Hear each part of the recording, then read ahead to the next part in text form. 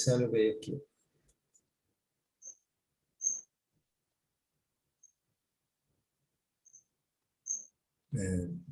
¿Se está grabando o no se está grabando esta pregunta? Esa es la gran pregunta. Dice que sí. ¿A dónde ves vos que dice que sí? Arriba a la izquierda, en el teléfono, Sí. sale el cuadrito negro que dice Rec. Y en la computadora, también arriba a la izquierda, sale el botón rojo y dice grabar.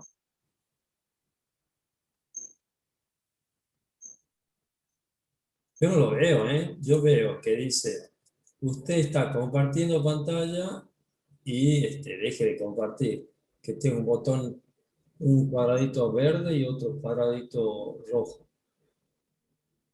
Yo no veo en ningún momento que se esté grabando, pero bueno, si ustedes dicen que se está grabando, Sí, profe, Sí, dice grabando. bien, perfecto. sale en la pantalla Rec. Sí. Bueno, están viendo entonces el Excel, ¿no?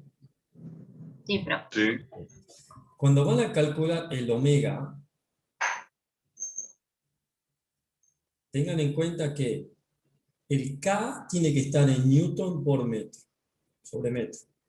¿Para qué? Para que el Newton lo pasen a kilo, metro sobre segundo al cuadrado, y el kilo de la masa con el kilo de acá se anule. El metro con el metro del Newton se anule y solamente quede 1 sobre segundo. De esa manera sale bien. Si no, no sale bien. Cualquier otra unidad que pongan acá, la van a tener que transformar a esta, Newton metro, no hay otra posibilidad. ¿De acuerdo? Estaba bastante bien todo, incluso los gráficos, bueno, los fustes para 12, 18, 28, yo lo tengo hecho, en el caso particular lo tengo hecho para varios medidas de fuste, yo lo tengo hasta 160 centímetros.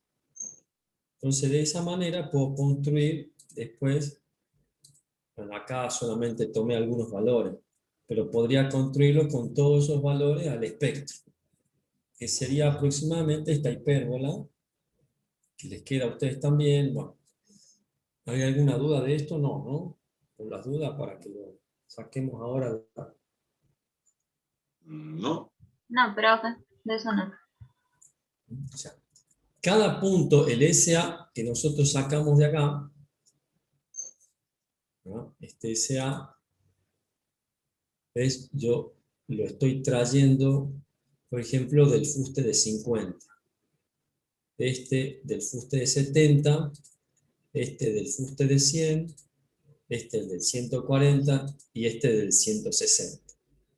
Para cada uno de esos valores, ¿verdad? Nosotros tenemos un período. Esta es la aceleración máxima que hemos sacado para cada oscilador. La conclusión es que a medida que va disminuyendo aumentando la longitud del fuste, las aceleraciones van disminuyendo. Esa es la primera conclusión que se saca. Los periodos de vibración están aquí y luego los referimos, ¿verdad?, a la aceleración de la gravedad, por eso dividimos este valor en 9.81. Con ese valor y con el periodo, o sea, para 0.29 saco 2.81, no sé si está graficado ese valor, está graficado el de 0.83, eso da 0.35, sería este valor, y así. Está graficado el 0.49, sería este valor, el 1.37 y el 1.68.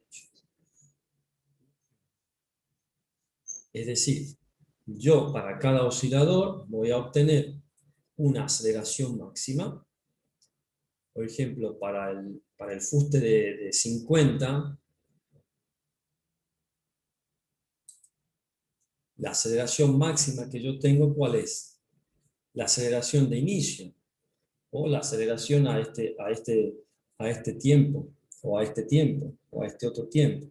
Son iguales, entonces, bueno, tomo una de ellas. ¿Cuál tomo en este caso? La mayor, 2750. El negativo y el positivo no interesa, simplemente hace referencia a la posición de la partícula. Si está a la izquierda o está a la derecha. En este caso, podríamos decir que la partícula está a la izquierda. ¿Mm? En realidad, está a la derecha en el punto cero y tiene 6 centímetros de deformación.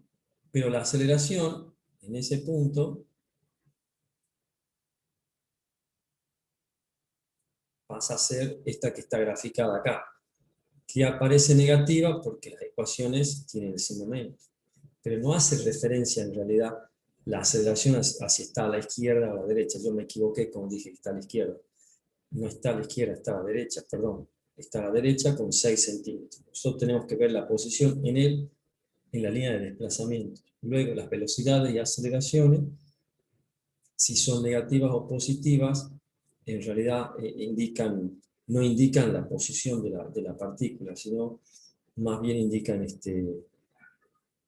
como decíamos, que la integración de las ecuaciones diferenciales tiene ese signo menos, y bueno, en algunos casos aparecerá con signo negativo, y para otros periodos con signo positivo, y así.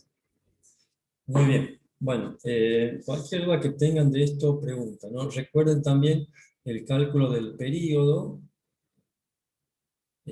Bueno, acá no está la fórmula, pero la vamos a usar ahora para la parte de dinámica para el método estático. Es igual a 2pi raíz de m sobre k.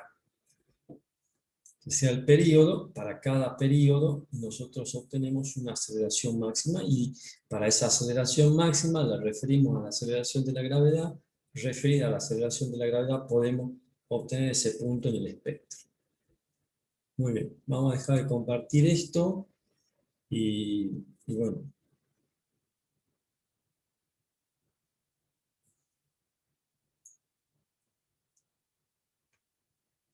Sí, hay mucha gente, ¿no? ¿Cuántos son? 14. Muchísimo público para la UTN. Muchísimo público.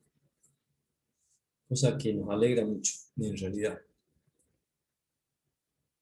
Bueno, vamos a continuar con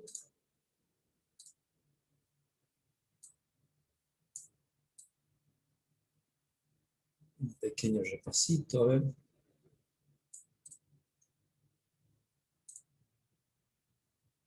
Bueno, el método estático, recuerden, el método estático, este color no sirve, mejor azul quizás. El método estático está basado en el primer modo de vibración, se computan las cargas laterales. Este peine de cargas lateral, teniendo en cuenta que el periodo del primer modo de vibración del edificio con todas las masas hacia la derecha, que sería el caso del oscilador nuestro, en cada nivel colocamos unas masas. Este es un oscilador de 1, 2, 3, 4, 5, 6 grados de libertad. El nuestro solamente era de 1, que sea sencillo. Las ecuaciones diferenciales se van complicando a medida que uno utiliza un oscilador de mayores grados de libertad. No conviene, entonces se modeliza todo este edificio haciendo una equivalencia entre un oscilador de 1 grado de libertad y el oscilador de varios grados de libertad. ¿Cómo lo compatibilizo? Los periodos tienen que ser iguales. T1 igual a T2. De esa manera puedo pasar de un oscilador a otro con algunas ecuaciones de equivalencia. Para que tengan tiempo y les interese, hay un trabajo subido en el Drive donde está precisamente hecho este trabajo.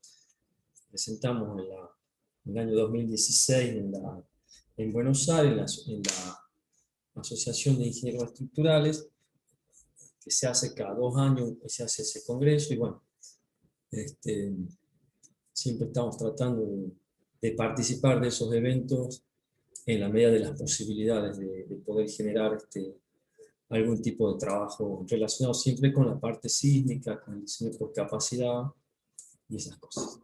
Bueno, los modos superiores serían el modo 2, el 3, el 4, el 5, el modo N, están de alguna manera incluidos en el modo 1, que se considera como periodo fundamental de la estructura.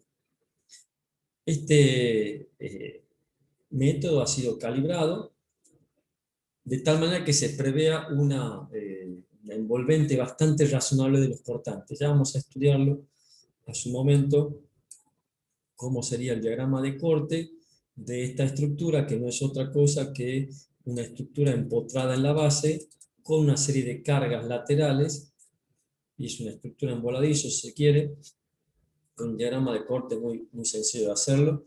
Bueno, lo que aporta este método es un envolvente bastante racional y razonable de los cortantes laterales de piso, no así la envolvente de los cortantes, no así de los cortantes de piso. Los cortantes de piso son, digamos, la diferencia que hay entre cada una de estas fuerzas. Eso parece que no es tan preciso, pero sí es preciso lo que es la envolvente de los diagramas de corte, que si nosotros lo dibujaríamos acá, no lo quiero dibujar porque después les quiero preguntar a ustedes cómo se hace. Sobreestima bastante el momento de vuelco.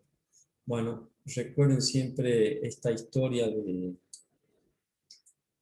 de esta hoja, donde ustedes pueden determinar principalmente para la zona sísmica 2 los coeficientes para poder graficar este espectro. Digamos que acá todos estos coeficientes han sido obtenidos a través de la integración de la ecuación diferencial. Para el movimiento ya no es movimiento armónico simple, sino será un movimiento amortiguado de la partícula. La amortiguación, lógicamente, es producto de la viscosidad que tiene el material, producto de la rigidez, ¿no?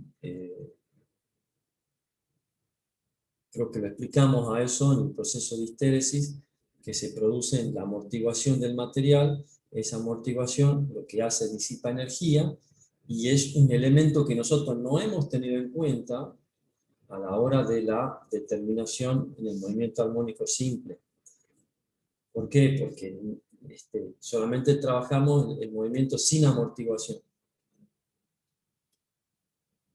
El movimiento con amortiguación, producto de la carga y descarga que produce la acción sísmica cuando el sismo se invierte. Eso repásenlo, está ahí en la clase número 2, referido al amortiguamiento por histéresis. Integrando todas estas ecuaciones diferenciales, se han obtenido estos coeficientes. Si ustedes hicieron un posgrado en estructura,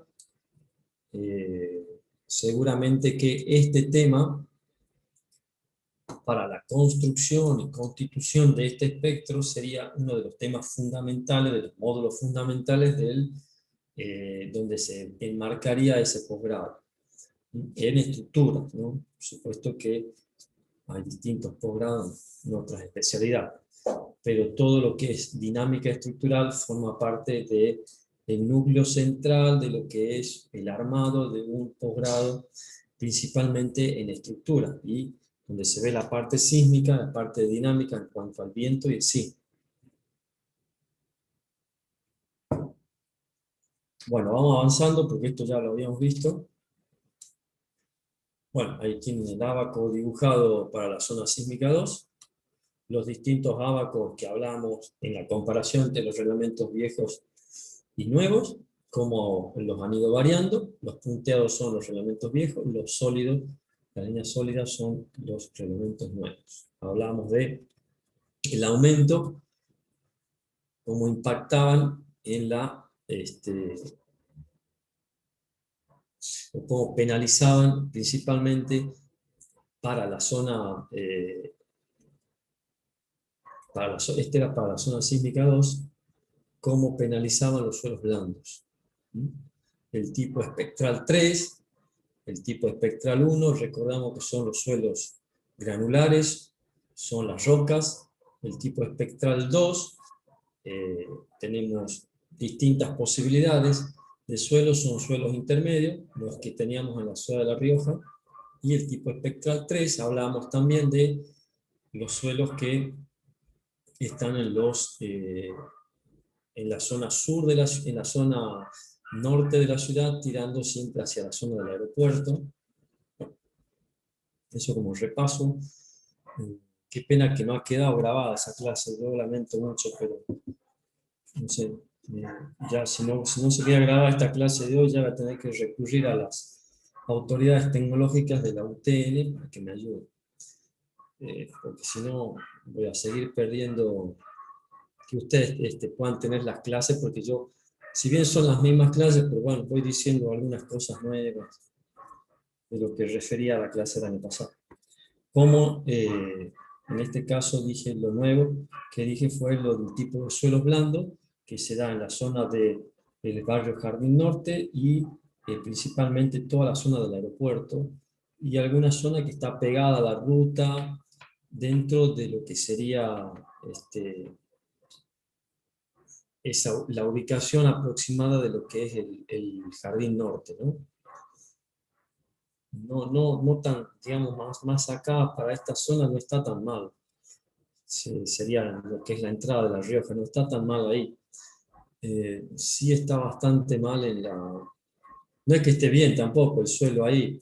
Recuerden que ese ya es casi el depósito, el cono aluvional, entonces hay mucho transporte de suelo y mucha acumulación de suelo muy limoso, muy fino, que es un suelo que en presencia del agua pierde su capacidad.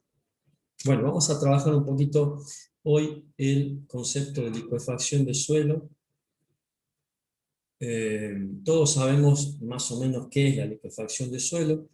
Yo he tratado de dar un pasito más para que se entienda bien qué pasa dentro del suelo cuando se produce este fenómeno, ¿no? Antes que nada, lo que nosotros tenemos que saber es que la licuefacción del suelo es un fenómeno temporal.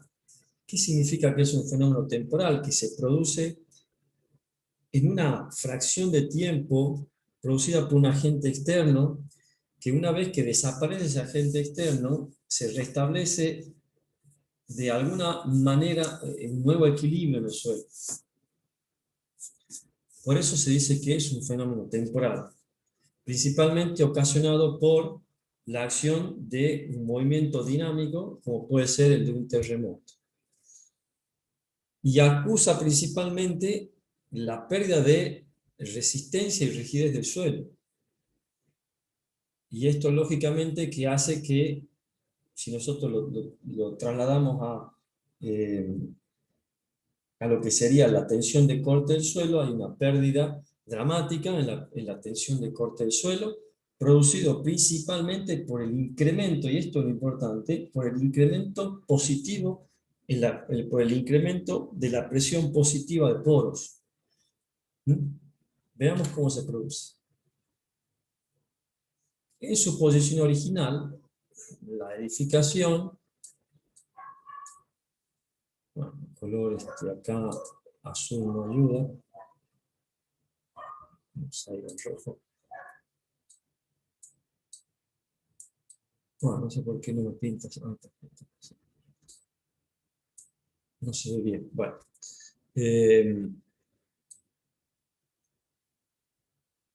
Nosotros tenemos esta masa de suelo que se encuentra en contacto. Es una masa de suelo principalmente fina, constituida por o arcillas expansivas, algunos les llaman arcillas sensitivas, que tienen sensibilidad principalmente a la presencia de agua. Nosotros las conocemos como arcillas expansivas, que reaccionan principalmente a la presencia del agua, y arenas finas con baja compacidad o baja densidad. los granos se encuentran en contacto unos con otros, y el suelo que lo rodea, perdón, y el espacio físico que lo rodea está constituido principalmente por presencia de líquido que puede saturar totalmente o parcialmente esa masa o ese lente de arena o arcilla que estamos estudiando. Cuando viene el movimiento sísmico, es decir, cuando actúa la presencia del movimiento lateral por la aceleración del suelo, y acá realmente lo importante de esto es que esas cargas dinámicas son muchísimo más rápidas que la tasa de drenaje que puede tener el agua. Entonces, eso origina un aumento de la presión positiva. ¿Qué significa esto? Que las partículas se separan, porque la presión de poro que hay por la acción de ese movimiento sísmico y por la presencia del agua, hace que esta presión, como se ve bien claramente acá, aumente. Al aumentar esa presión comienza lo que se conoce como el drenaje. El drenaje es prácticamente que esa agua va a subir hacia la superficie y va a separar las partículas, haciendo que estas partículas pierdan contactos entre ellas y finalmente lo que ya todos sabemos, y por qué decimos que ese material se comporta como un líquido, es casualmente porque el reacomodamiento de esas partículas hace de que prácticamente el contacto entre ellas sea nulo, y es como si no existiera suelo, es como si existiera solamente agua. Luego, en un paso posterior al restablecimiento de un nuevo equilibrio, se ve claramente que hay un reacomodamiento un poquito más ordenado de las partículas, pero ha dejado un espacio entre lo que era la superficie original del suelo a una superficie en un estado posterior, donde hay un descenso. Eso provoca el asentamiento, como se ve claramente y como hemos visto claramente en los ejemplos. Lo quieren repasar, no he subido la fotografía esa, del terremoto de Niigata del año 1964, creo que era. Eso está en la clase número 1, véanlo ahí, que yo preguntaba qué pasó ahí, bueno, y muchos contestaron que era el fenómeno de liquefacción. Ahora creo que queda bastante claro por qué pasa el fenómeno de liquefacción, porque antes lo explicamos y pasamos un poquito por arriba de lo que es realmente la liquefacción. ¿Cuándo un suelo es licuable? Cuando el suelo, bueno, pierde contacto, como habíamos dicho, grano contra grano. La tasa de drenaje de ese suelo es muy inferior a la velocidad con que actúan las cargas dinámicas. Esa presión de los poros aumenta. Al aumentar la presión de poros, los granos se separan. Al separarse los granos, por las altas presiones que ejerce el agua, no hay ningún tipo de fuerza de rozamiento entre ellas. Pasará lo mismo en el caso de la arcilla expansiva, perderán la cohesión. Uno un suelo cohesivo, el otro un suelo friccionante o granular. Entonces cada uno desarrolla una tensión de corte producto de una acción que es por un lado cohesiva y por otro lado friccionante. En el caso de las arenas se pierde la fricción, en el caso de la arcilla se pierde la cohesión. Y ahí sí podemos decir claramente que el suelo se ha comportado como un líquido, y bueno, al comportarse como un líquido, lógicamente que pierde toda capacidad portante. Puesto ya en números tenemos algunas normativas que nos da el reglamento. Nos dice que para que el suelo no sea licuable, no tienen que existir en los primeros 30 metros ningún tipo de manto de lentes de arena, que los granos estén fuera de este rango. Fíjate que son casi micrones, 0,01 milímetros, está hablando ya de un suelo que largamente pasa el tamiz 200, largamente. Y el número de golpes del ensayo de penetración de Terzaghi tiene que ser mayor que esta cantidad. Cuanto más número de golpes entrego a un suelo, cuanto mayor energía me hace entregar ese suelo para poder deformarlo, es un suelo más duro. Entonces, lógicamente que acá tendría que aparecer este símbolo de mayor. El símbolo de menor sería un error. Bueno, saco los factores de esta tabla. El ZS es la distancia que hay desde el terreno hacia la ubicación de ese lente de arena. Ese sería el ZS. Y bueno, después te da también ahí está puesto, y te da la posibilidad de suelos licuables, como se va a producir un poquito todo lo contrario a lo anterior, con la diferencia que ya te dice que el número de golpe tiene que ser menor a unos factores A1, A2, que lo sacas también de la tabla anterior. Esto es bastante más sencillo cuando te lo ponen en número, porque uno ya tiene una idea. Bueno, nadie va a hacer un estudio hasta los 30 metros. Ese es el problema. Entonces, bueno, hay que recurrir un poquito a la geología y a la experiencia que uno tenga de algún conocimiento de la zona, de estudios que se hayan hecho, introspección, en fin, ¿no? Normalmente los estudios que nosotros hacemos son hasta pocos metros de profundidad. Recuerden que yo les decía que el aeropuerto de La Rioja tiene un suelo posible, en este caso no licuefacción porque no tiene agua. El agua en La Rioja, recuerden que está sobre los 200 metros, 180 metros, 250 metros, dependiendo del lugar. O sea, no hay posibilidad de licuefacción en lo que es el aeropuerto, pero sí hay un suelo que en presencia de agua externa que se pueda colar por pérdidas de cañerías, riego, el que sea, hace que el suelo pierda capacidad portante por una desaparición física del suelo. Desaparece, se transforma como una especie de harina. Entonces, lógicamente que no es un fenómeno de liquefacción, pero aún así, la fundación que se hizo ahí, yo le dije que era hasta los 12 metros, la nueva ala del aeropuerto tiene fundado con pilotes, no sé si son pilotes in situ o pilotes hincados, premoldeados, no lo sé, pero eso está hecho ahí. El que puede saber eso es el ingeniero Céspedes, porque estuvo trabajando ahí en esa obra, no sé si en esa obra, pero al lado del estacionamiento.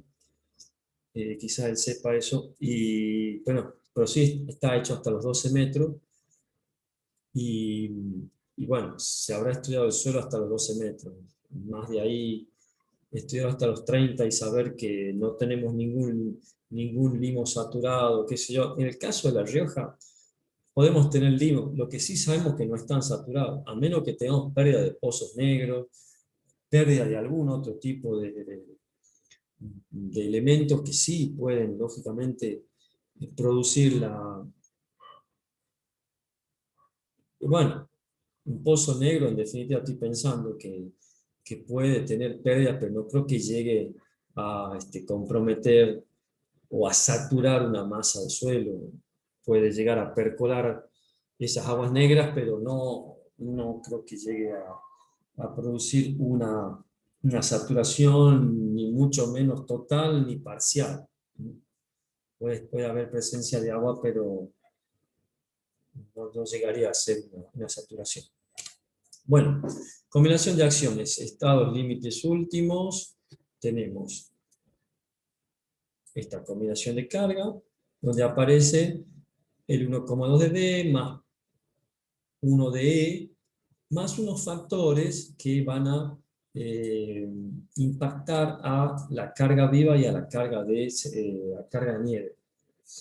Luego la combinación de mínima con una reducción del peso propio para evitar las tracciones de las columnas de esquina. Y luego el E se suma la parte del sismo horizontal más un porcentaje del sismo horizontal que se considera como sismo vertical, que eso está colocado acá, que más o menos ese porcentaje es un 11% de la carga D, un 11%. 11% o 0,11, como ustedes quieran. Para la zona sísmica 2, ¿cómo se obtiene esto? El CA vale 0,22, sacado de la tablita anterior. El sismo vertical se lo evalúa con esta fórmula. Y esto quedaría 0,11. El gamma R, que es el coeficiente de riesgo, factor de riesgo, vale 1 para vivienda. Y bueno, esto quedaría 0,22 dividido en 2, sería 0,11. Por lo tanto, es lo que tengo que sumarle acá al sismo horizontal, le tengo que sumar 0,11 de la carga D. Es decir, la acción del sismo vertical aproximadamente correspondería a un 11% del peso de la estructura. Ahí tienen ustedes una conclusión importante, que la acción vertical de cualquier sismo en una estructura es aproximadamente el 11% de su peso, la acción vertical. Entonces, reemplazando esto en las combinaciones de carga, teniendo en cuenta que los factores F1 y F2 salen de esta tabla, nosotros vamos a utilizar esta. La probabilidad de ocurrencia de sobrecarga es reducida, por ejemplo, locales donde es frecuente la aglomeración de personas, cosas, edificios, prohibiendo hoteles, oficinas, bla, bla. Si se van ya a esta otra, estarían, este sería para la zona B, este sería para la zona A, y este sería para la A0, más o menos, para que se hagan una idea. Esta sería para la zona C, por ejemplo.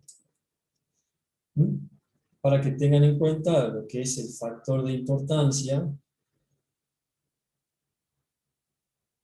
en función del tipo de construcción. Nosotros acá nos ubicamos 0,25 para edificios en altura, viviendas, hoteles, oficinas, etc. ¿No? Para otro edificio, teatro, escuelas, universidades, tomaríamos esto y bueno, ya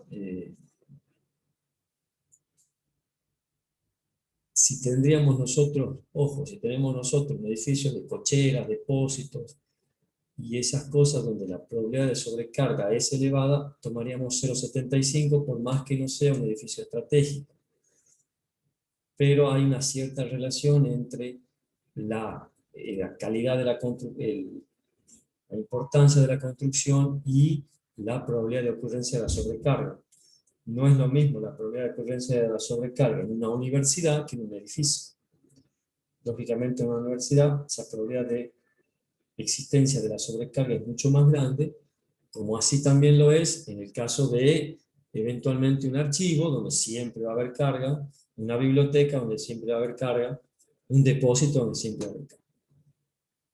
La acción de la nieve tiene dos coeficientes, cubierta horizontal, que no permitan la evacuación de la nieve. No hagan esto, por favor, porque van a tener problemas. Trabajen siempre con casos donde puedan evacuar la nieve.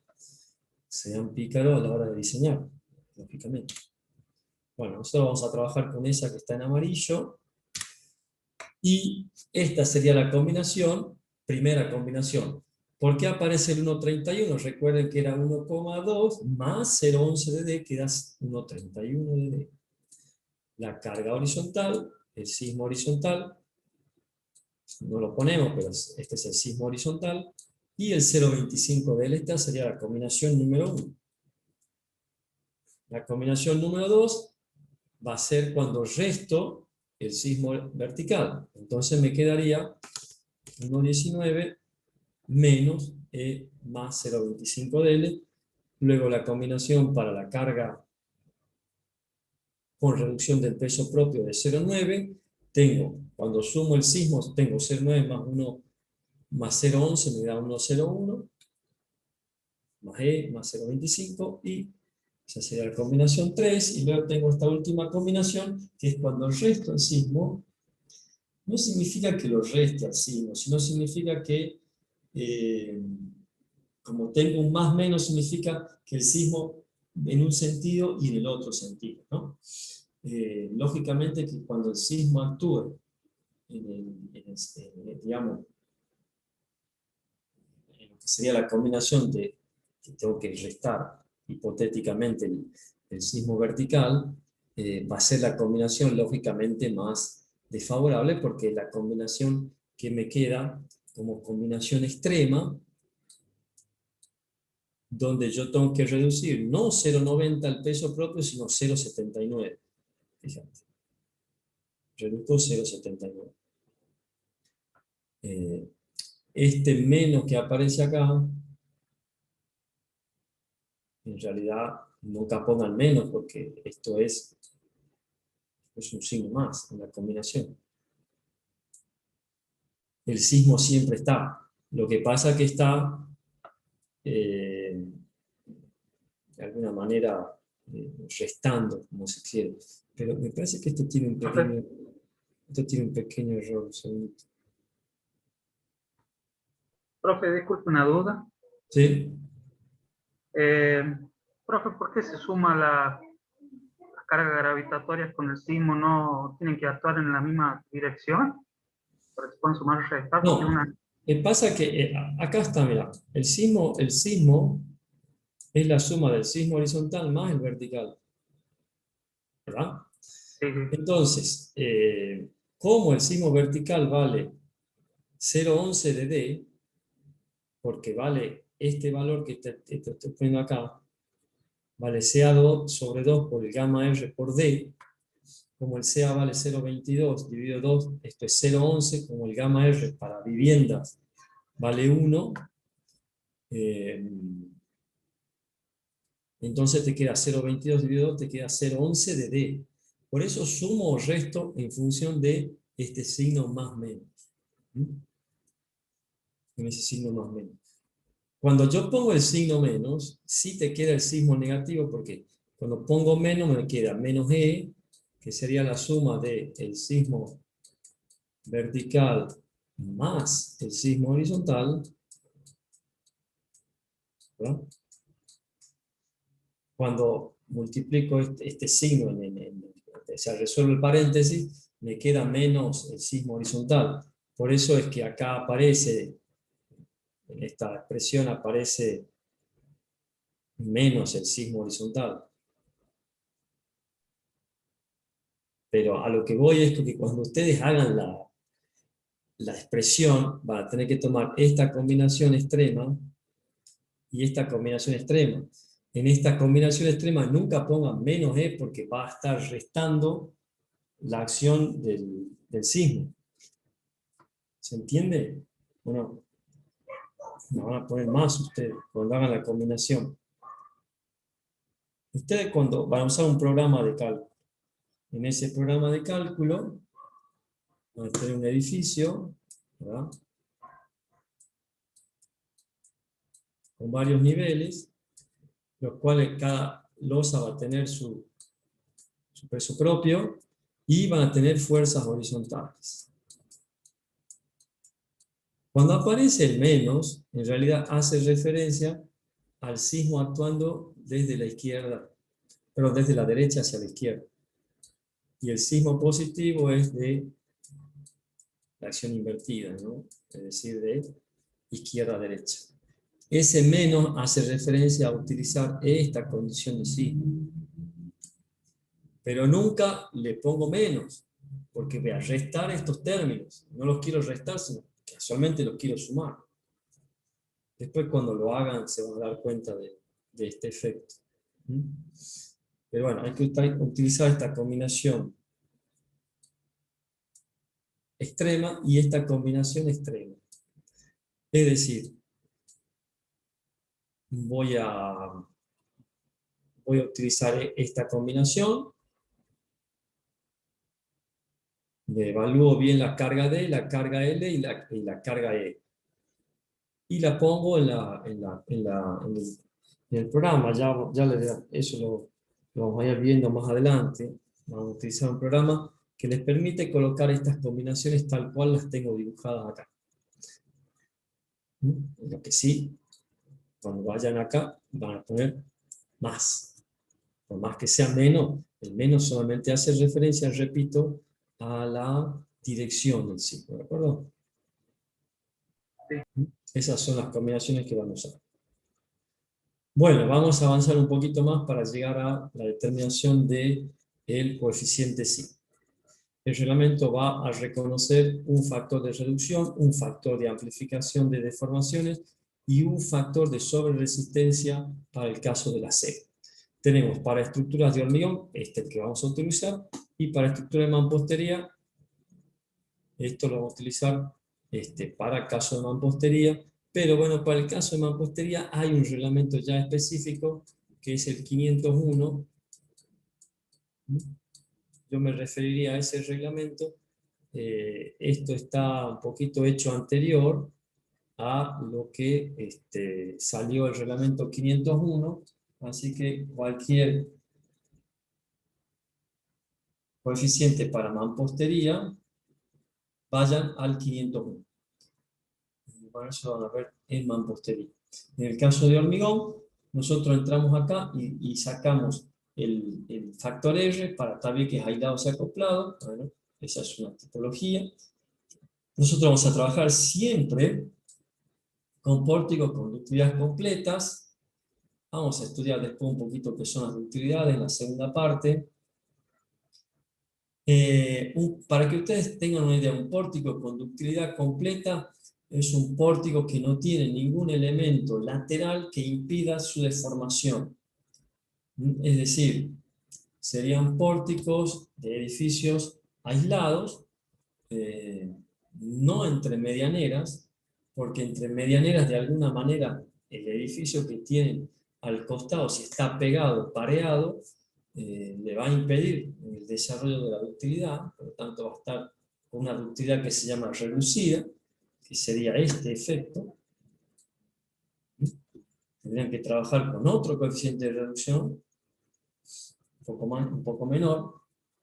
Eso lo evalúan ya cada uno de los diseñadores, ¿no? También un poquito de experiencia hay que tener para definir y utilizar este factor de reducción. Bueno, vamos a trabajar en particular para sistemas de pórtico con ductilidad completa. Pueden utilizar un sistema pórtico tabique, pueden utilizar un sistema con estructuras con diagonales concéntricas. Bueno, tienen distintas opciones de tipologías de estructura. Bueno, vamos a concentrarnos en esta. Sacamos un factor de reducción de 7 y un factor de amplificación de deformaciones de 5. Ustedes pueden no entender nada qué significa esto por ahora, pero si vamos al espectro que acaban de hacerlo en el práctico número 2, ustedes tienen ahí un espectro. Ese espectro que sale o bien del práctico 2, o bien de la construcción, con la tablita esa que está en esta clase, donde ustedes sacan los distintos coeficientes y construyen este espectro, cualquiera sea la forma que lo determinen, ese espectro es conocido como espectro elástico. Está puesto acá. Es el espectro de diseño elástico. Para el caso de La Rioja, este valor es 0,55. Para el caso de San Juan y Mendoza, este valor se aproxima bastante a 1. Eso también es importante saber determinarlo. Para el caso de Vinchina, habíamos dicho para la zona oeste, ese factor ronda los 0,70 y algo, 0,75. ¿Qué hace el factor de reducción? Divide este espectro en el R que han sacado de la tablita anterior, que era 7.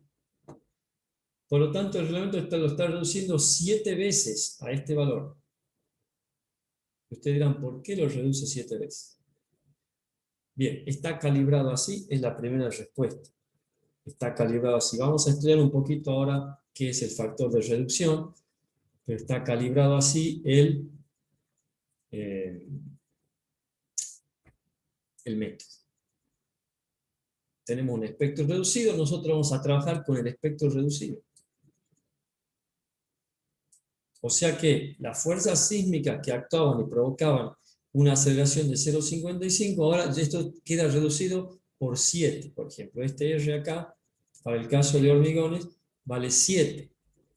O sea que yo el 0,55 se lo divido en 7 y queda una cosa bastante reducida, fíjate vos, a 0,07. Como reduce el reglamento, como reduce el R, utiliza el C sub D para amplificar las deformaciones. Porque lógicamente, si estoy trabajando con aceleraciones más pequeñas y cargas más pequeñas, finalmente voy a obtener deformaciones más pequeñas. Entonces, como está calibrado de esa manera, y para que me dé deformaciones más razonables y más reales, las va a multiplicar por este factor, que es 5.5. Yo le explico lo que hace esto. A mí no quiero yo ningún tipo de reclamo sobre esto. Siempre digo que los reclamos hay que dirigirlos a San Juan Impreciso. Ahí ustedes pueden ir y presentar sus quejas, su reclamo o su objeción. Vuelvo a insistir, si ustedes leen el trabajo que está publicado en el Drive, que está hecho el diseño por desempeño a partir del diseño por capacidad, van a ver cómo la cosa es sensiblemente, no sensiblemente, casi, por decirlo, 90 grados para no decir 180 grados, que es demasiado, es 90 grados distinto de esto, o sea, la dirección está desfasada 90 grados de esto. Se trabaja con ductilidad o coeficientes de reducciones mucho más bajos, del orden del 1,1, 1,2, 1,3, y no hay amplificación de deformaciones. Ese método, conocido como método por desempeño, es hacia dónde apunta la ingeniería sísmica y es hacia donde este reglamento, de acá a un tiempo, en cuanto ustedes empiecen a plantear objeciones y no sea una sola campana, como he ido yo una vez con ese trabajo, y hablé con un ingeniero mendocino y me preguntaba si esas eran las deformaciones de fluencia y esas eran las deformaciones, y sí, yo le decía que sí, porque las deformaciones de fluencia obtenidas a través de ese método no había que amplificarlas, no era necesario amplificarlas, porque se estaban trabajando con cargas sísmicas más reales. Quizás no me estén entendiendo nada, pero hay una discusión filosófica en lo que está actualmente calibrado el método a lo que realmente va a ir de acá un tiempo. Yo estoy hablando, no sé, 10 años, más, quizás menos, ojalá que menos. Esto va a cambiar, esto va a cambiar. Por ahora lo tenemos que hacer así porque esta es nuestra ley. Es decir, no podemos cambiarlo ni trabajarlo de la otra manera, pero ya no de ahora, sino que esto desde el año 2000, cuando Priestley, que es el autor principal del diseño por capacidad, junto a Pauli, que también lo tiene en el libro que está ahí en inglés, y si lo quieren leer, traducirlo o hacerlo traducir, bienvenido también, para los que se dediquen a esta parte el día de mañana. Nosotros en algún momento nos agotaremos, tendremos ya un periodo en el cual uno se cansa de algo y quedan las nuevas generaciones. Ustedes que tomarán la posta de esto, y por eso es que yo les comento esto. Quizás hoy me dirán, ¿para qué está diciendo esto usted que es innecesario? Lo estoy diciendo casualmente porque trato de verlo con una visión de futuro para la gente que se va a recibir prontamente, vamos a suponer de acá a un año, como mucho 2 años, lo que ustedes estimen para hacer el proyecto de tesis. Ya esto va a ir recorriendo su camino. Como yo digo, Priestley desde el año 2000 ya viene planteando el tema del diseño por desempeño. No vamos a verlo acá, yo les voy a comentar a vuelo de pájaro en la clase que viene de qué se trata, pero no lo vemos porque no está contemplado en el reglamento, pero insisto, que es hacia dónde va la ingeniería sísmica, y ha sido planteado muy claramente cuando Priestley en el año 2000 planteó los índices de daño que se producen en las estructuras, y a partir de esos índices de daño, que hay varios índices, entre ellos el índice de seguridad de vida, que es donde nosotros nos tenemos que ubicar, porque las construcciones en definitiva lo que tienen que hacer es salvaguardar las vidas.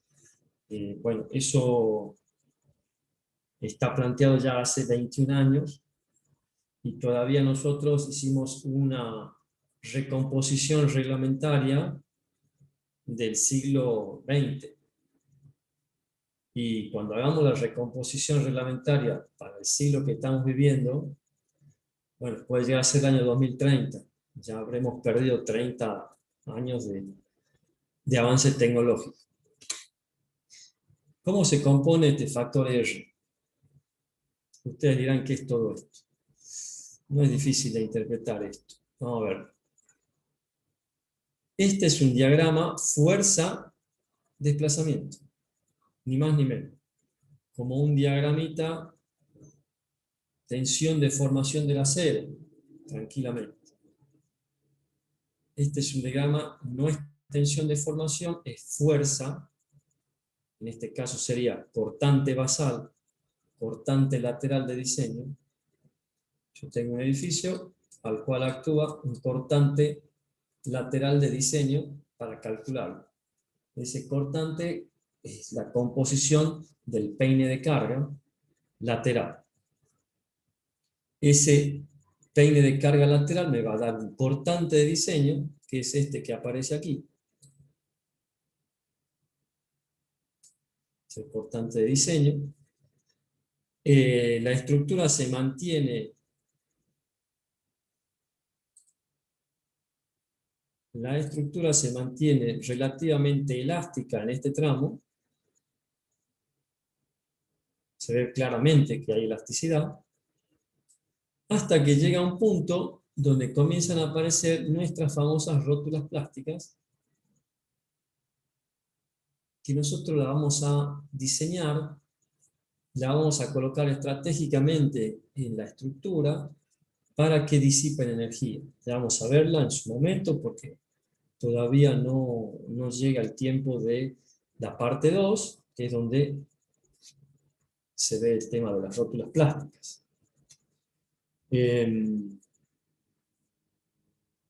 Cuando aparece la primera rótula plástica, ya se supone que esta estructura ha plastificado. Luego comienzan a aparecer las otras rótulas. La estructura ya claramente ha penetrado en el campo plástico hasta que se produce el colapso. Si yo hago descender esta línea paralela a la línea de carga, defino un punto, ese punto con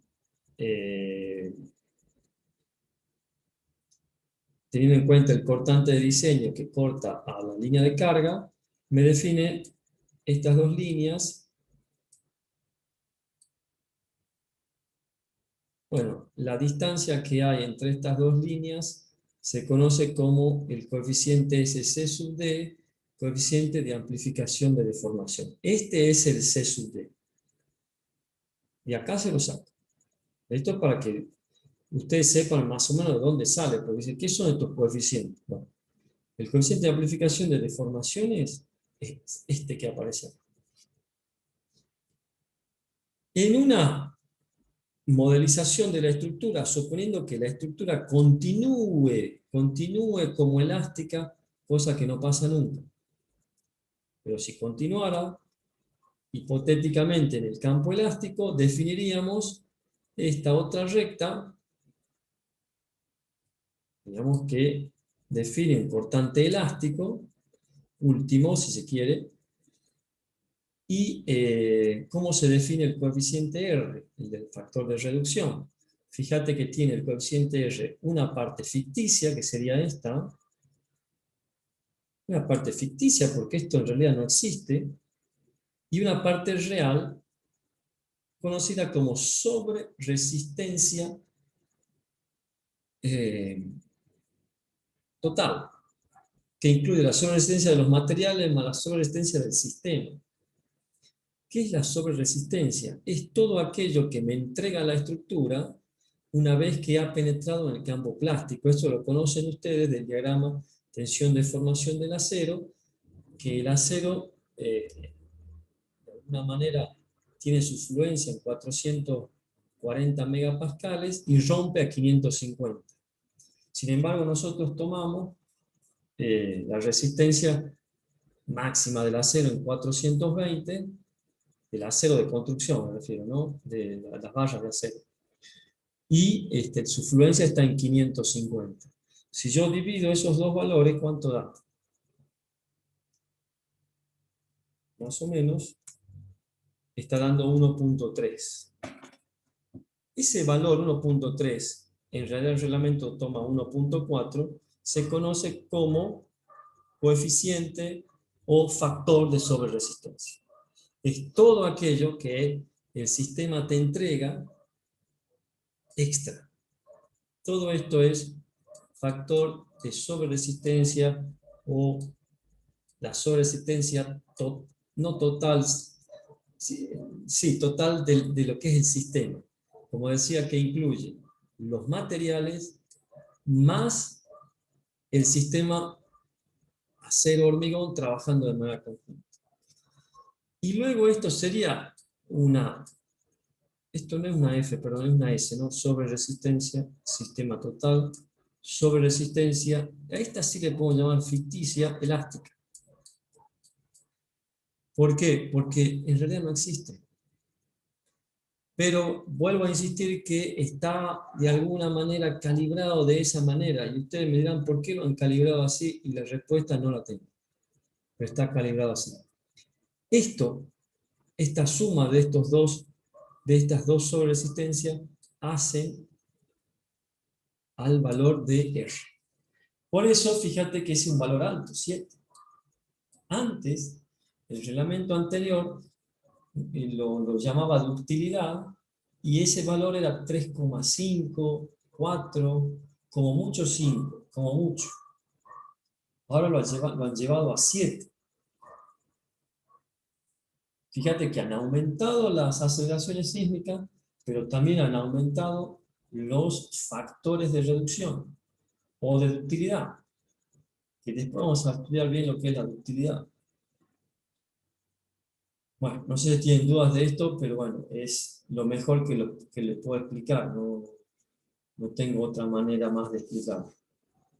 Si hay dudas, después en todo caso tratan en lo posible, y roguemos a Dios que se esté grabando esta clase, y si no, bueno, tendremos que repetirlo. En la medida de lo posible, ojalá que se esté grabando. Bueno, con esto queda explicado de dónde sale R y dónde sale C sub D. Este factor es un factor de sobreresistencia para el acero, para estructuras de acero, vale 2,5. Un factor de sobreresistencia, ya ustedes saben, que es todo aquello que está por encima de lo que sería el valor de diseño. Es todo aquello que el sistema me entrega como resistencia extra. Por eso se llama sobreresistencia del sistema, que incluye la sobreresistencia de los materiales más la sobreresistencia del material actuando de manera conjunta, acero y hormigón. Bueno, listo. Veamos un poquito los períodos. ¿Cómo se determinan los períodos? A través de procedimientos de la dinámica estructural o procedimientos aproximados. Los procedimientos de la dinámica estructural le vamos a llamar T, y los aproximados le vamos a llamar T sub A. ¿Cuáles son las expresiones que da la dinámica estructural? Estas. ¿Qué computa acá? Acá computa fuerza, peso, serían pesos y desplazamientos. Pesos y desplazamientos. ¿Qué son las FI? Están explicitadas acá. Son las fuerzas sísmicas. función de la gravedad. Fíjate que esto, ¿qué es? ¿Qué sería gravedad por fuerza? A ver. ¿A qué es igual la fuerza?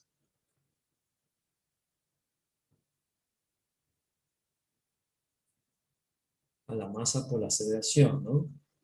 Bueno, acá está multiplicando T.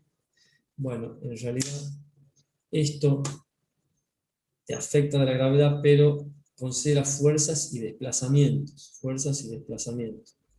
No llega a ser una masa esto, no es una masa. No. Quería buscarle por ahí, pero por ahí no hay ninguna posibilidad. Las fuerzas se las obtiene de esta manera, estos son los desplazamientos. Es complejo este procedimiento. Nosotros no vamos a aplicar este procedimiento. Si ustedes quieren para un edificio regular, tienen esta fórmula, y si no tienen esta fórmula, tienen las que hemos usado para los osciladores, 2pi por la raíz de m dividido k. M dividido k. Esto implica un trabajo matricial enorme, obtener la matriz de masa y la matriz de rigidez, dividirlas, son matrices cuadradas, ambas con el mismo número o sea, de la misma, no sé cómo se dice, como son iguales las matrices, no recuerdo, si se dice que tienen la misma, por ejemplo, una matriz de 10 por 10 y la otra de 10 por 10, no es de 11 por 11 y la otra de 9 por 9, no, tienen la misma cantidad de filas que columnas. Eso tiene un nombre, no recuerdo el nombre que se usa para ese tipo de matrices. Bueno, es un trabajo enorme. Esto nosotros lo vamos a obtener al T de los programas y en particular yo se los voy a dar de datos. Si ustedes estuvieran en un posgrado de estructura, esto sería un trabajo de alguno de los módulos, seguramente. El método aproximado da esta fórmula que dice que T sub A igual a C sub R por H a la X. De acá se sacan los factores C sub R y X y vamos a trabajar con este sistema, que es el sistema pórtico de hormigón armado, que resiste el 100% del corte, sin incorporación de componentes que restrinjan deformaciones como mamposterías o diagonales. Este es el que usamos nosotros. Por supuesto que cuando le incorporemos mamposterías y diagonales, van a actuar en beneficio de nuestra estructura porque sí reducen deformación. Pero nosotros no las consideramos en el cálculo. Luego tenemos pórticos de acero, bueno, este no estamos viendo acero, esto sería para metálica. Cibopórtico de acero para metálica y otros sistemas estructurales que pueden aparecer con sistemas duales de tabiques y pórticos de hormigón, podrían utilizar estas expresiones. Pero en particular vamos a utilizar nosotros estas, y acá el regalito, a ver, bueno, antes que nada hay una limitación, ¿verdad? Que te dice que el periodo T no tiene que ser menor que esta expresión. El C sub U lo sacas de acá. La aceleración sísmica para la zona 2 es 0,15, para la zona 3 0,25, para la zona 4 0,35, o sea que usamos nosotros 1,60. Vemos de que el T nos tiene que ser menor que 1,60 veces T sub A. Esa es una comprobación que hay que hacer. Y el regalito de la casa les decía, tienen hecho acá el ábaco. Este ábaco comprende los valores de T sub A. Si yo entro con la altura de un edificio, por ejemplo, de 9 pisos, que va a tener 30 metros, corto y leo el periodo en segundos que tengo en el eje de las Y. Esta expresión está calibrada con estos factores y esta ecuación. Fíjate que es casi una recta sin ser exactamente una recta, pero casi una recta.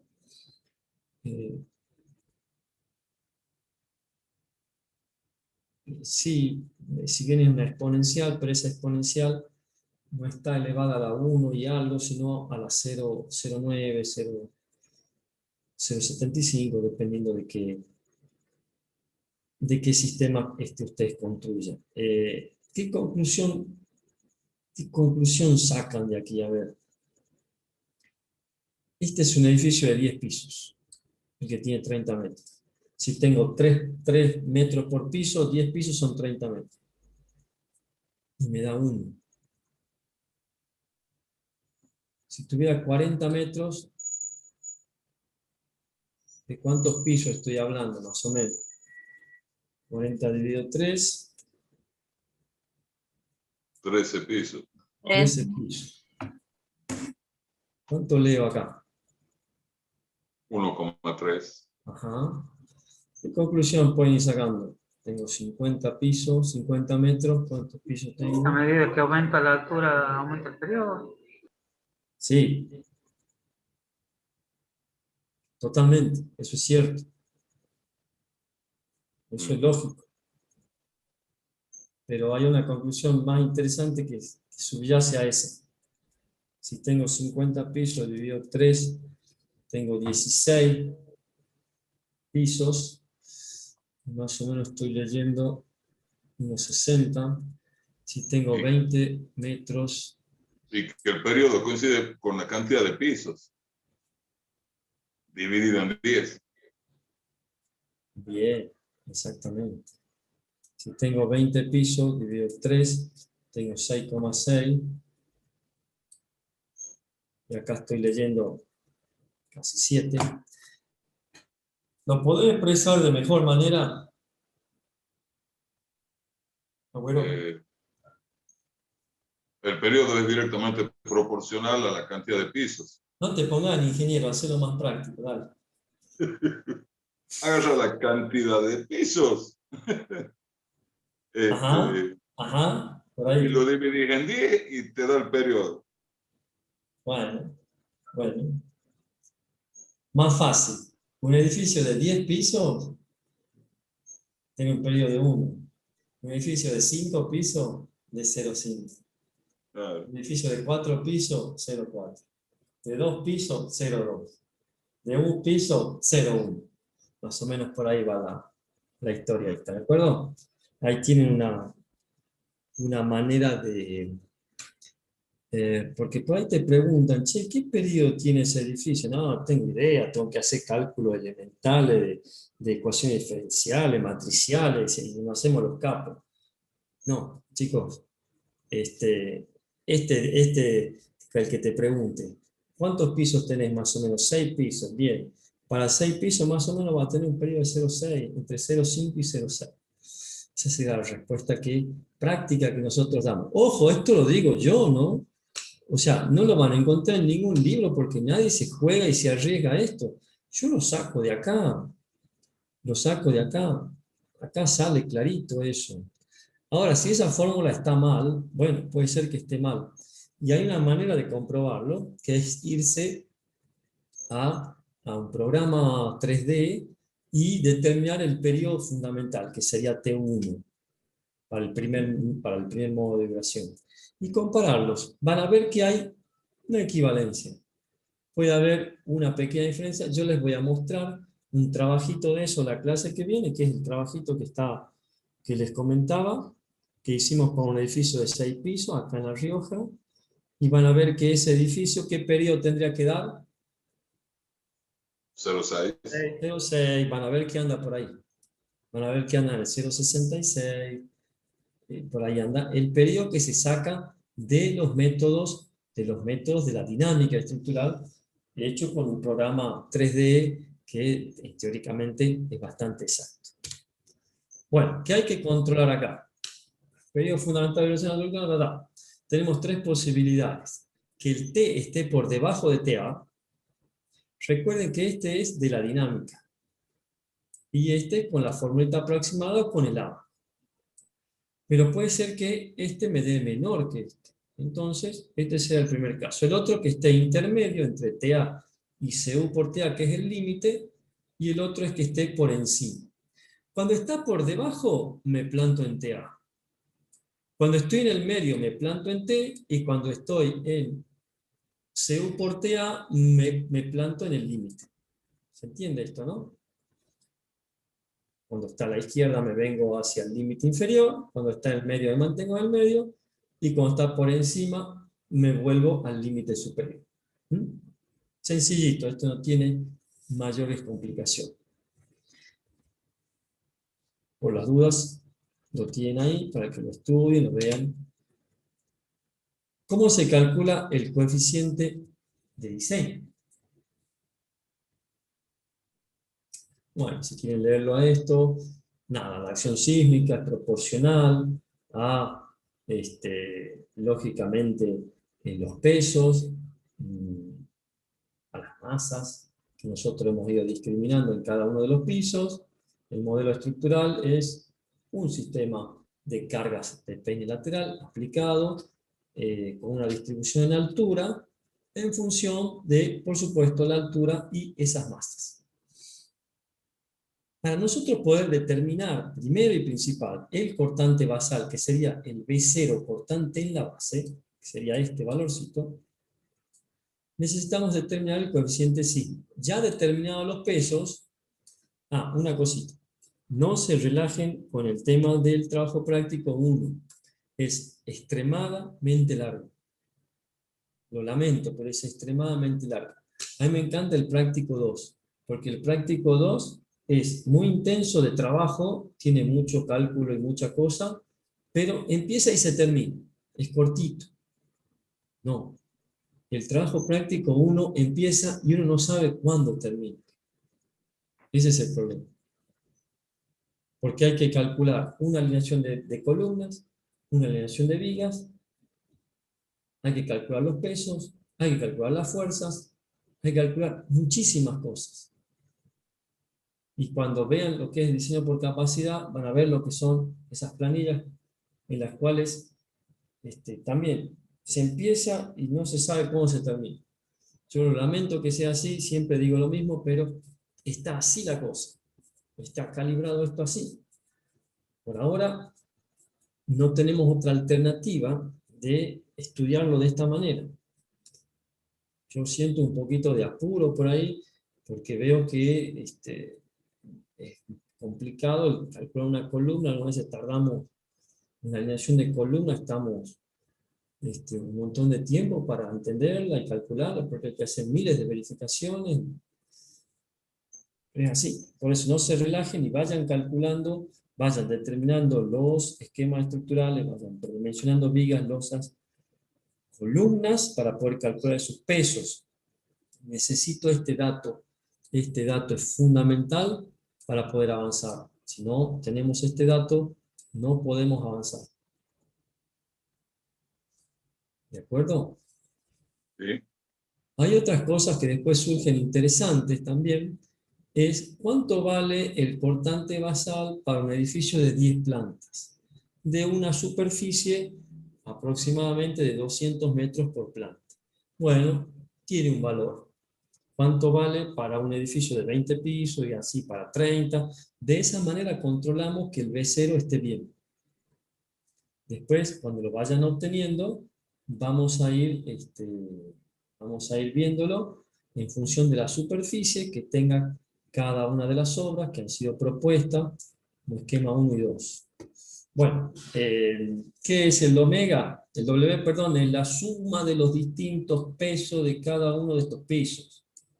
Che, ¿solamente estás calculando las losas? No, querido, estamos calculando las losas, estamos calculando los muros, hemos calculado las vigas también, hemos incluido el paquete de, si tenemos lo que es el solado de la estructura, los silorrazos, las escaleras. Che, ¿todo? Sí, todo. Todo. Los ascensores también, bueno, en este caso no lo incluimos, pero habría que incluir los ascensores. Por supuesto que hay que incluir. Esto incluye el peso propio más un porcentaje de la sobrecarga. ¿Cuánto era el porcentaje de la sobrecarga? ¿Recuerdan? 0,25. 0,25. Y si está el edificio totalmente cargado, ¿qué pasa? ¿Qué sé yo? Bueno, nunca se supone que un edificio está totalmente cargado al 100%. ¿Por qué?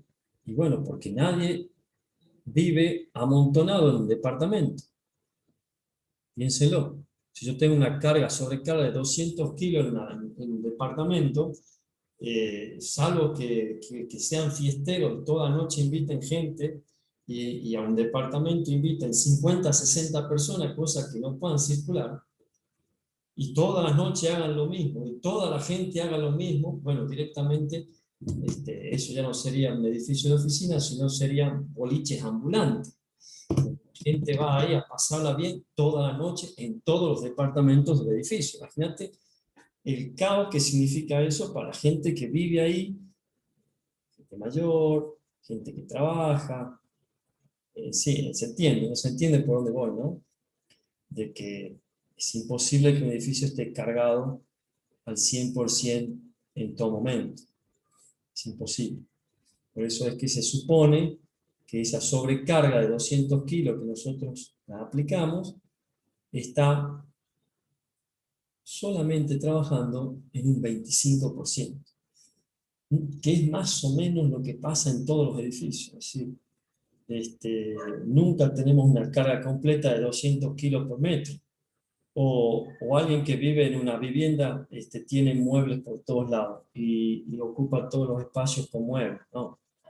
Que yo pongo un televisor, dejo un espacio con un sillón, dejo un espacio con una mesa, dejo un espacio y pongo una silla, pero puedo circular, tengo aire en el medio. Esos espacios están vacíos, están cargados. ¿Se entiende, no? ¿Lo van entendiendo por dónde es? Parece tonta la explicación, pero algunas veces hay que aclararla para que no se generen dudas. Yo cuando era estudiante se me generaban dudas. Yo decía, ¿por qué toman 200 kilos? ¿Por qué 200? Si por ahí el mueble y la biblioteca pesa más de 200, entonces se cae.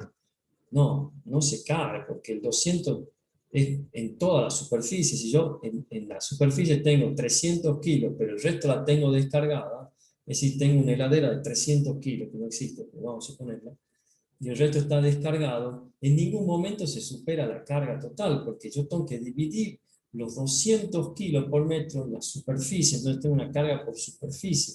Si yo divido esa heladera que tiene 300 kilos en toda la superficie, tengo una carga bajísima.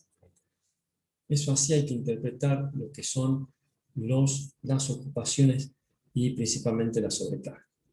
Bueno, los coeficientes sísmicos. Tenemos dos coeficientes sísmicos, depende nos ubiquemos en la zona de plafón, depende nos ubiquemos en las zonas de hipérbolas. Para la zona de plafón vale 2,5 de C sub A por gamma R dividido en R. ¿Qué es el coeficiente sísmico? Ustedes recordarán la anécdota del ingeniero Mercalli. El ingeniero Mercalli dedicó su vida entera prácticamente a determinar cuánto valían esas fuerzas laterales que movilizaban las estructuras en un sismo. Y cuando le preguntaron, maestro, más o menos cuánto le ponemos. Y él dijo, ponele aproximadamente un 10%. Y ahí apareció y se le puso nombre a ese 10% y se lo conoce como coeficiente sísmico. Entonces, ¿cuánto vale la fuerza lateral que anima toda esa estructura? Un coeficiente sísmico, que para Mercalli era un 10%, para nosotros ya tiene una tecnología más avanzada, como estamos viendo, ya lo vamos a calcular, pero anda por ahí, ya van a ver que anda en 0,4, 0,5, van a ver que anda por ahí más o menos. Y el W es el peso, eso ya lo tenemos, y esa es la anécdota de Mercalli, o sea, los genios, como con pequeñas respuestas abarcan y hacen historia, porque después, cuando uno hace el estudio pormenorizado tecnológico, se acerca bastante la intuición que tuvo en ese momento a la realidad. Bien, 2,5 de la raya para lo que está dentro del plafón, y SA por gamma R dividido en R para la zona fuera del plafón. ¿Cuánto vale C sub A? Lo sacamos de tabla. ¿Cuánto vale SA? Bueno, podemos obtenerlo de dos maneras. Entramos al Abaco y leemos directamente el SA aquí, o creo que hay una formulita para calcularla. Cualquiera de los dos procedimientos es adecuado. Bueno, hay los coeficientes mínimos para zona sísmica 3 y 4 y para zona sísmica 1 y 2. Son estos los mínimos. Es decir, que nunca tendríamos que poner menos de esto que aparece ahí, que sería para las, vamos a suponer para la zona sísmica de La Rioja, es 0.11 por 0.22 por 1. Eso sería un 2% del peso de la estructura. Ahí está dando un coeficiente bajito, 0,02. Sería un 2%. Ese es el coeficiente mínimo. Para el caso de la zona sísmica de San Juan, el ASUS creo que era 0,35 por 0,8. El ND tomemos 1, no, creo que valía 1.2, no recuerdo bien. 1.2. Y bueno, para el caso, por ejemplo, de San Juan, el coeficiente sísmico es bastante más grande que el mínimo, ¿no? Para la zona 3 y 4, da 0,3, 0,33. Para el caso nuestro, no queda tan bajo, 0,11 por C sub A, era 0,22, ¿no? Sí, da muy bajo. Bueno, son los coeficientes mínimos.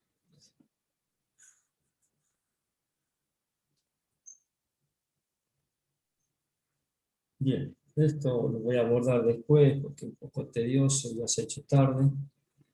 Sí, les quiero mostrar, a ver si lo puedo ver acá. Lo podemos ver aquí, a ver.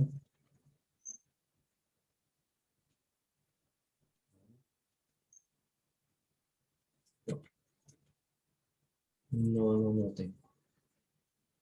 Se los pego para la clase que viene.